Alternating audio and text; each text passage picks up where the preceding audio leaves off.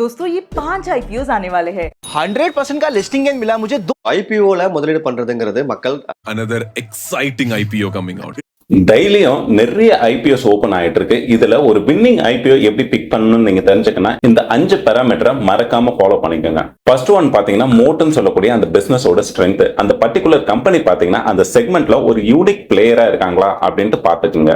ரெண்டாவது பாத்தீங்கன்னா பினான்ஸ். அந்த கம்பெனியோட ரெவென்யூ, பேட், ROE, ரோஸ் இது எல்லாமே லாஸ்ட் 3 இயர் ஆவரேஜ் 15% மேல இருக்கா அப்படின்றத பாத்துக்குங்க. மூணாவது பாத்தீங்கன்னா வேல்யூவேஷன். அந்த கம்பெனியோட PE ரேஷியோ, பெக் ரேஷியோ இது எல்லாமே பியர் குரூப்பை கம்பேர் பண்ணும்போது கம்மியா இருக்கா அப்படின்றத பாத்துக்குங்க.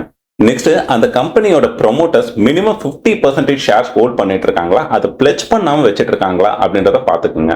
ஃபைனலா அந்த கம்பெனியோட செக்டாரல் டெயில்மெண்ட் நெக்ஸ்ட் 5 இயருக்கு பாசிட்டிவா இருக்கா, கவர்மெண்ட் அதுல நிறைய இன்வெஸ்ட் பண்றாங்களா அப்படின்றத பாத்துக்குங்க. நீங்க செலக்ட் பண்ற ஐபிஓ இந்த 5 ஃபில்டர் பாஸ் ஆச்சுன்னா அது ஒரு வின்னிங் ஐபிஓ. இந்த மெத்தடை யூஸ் பண்ணி உங்க கேபிட்டலை காப்பாத்திக்கங்க.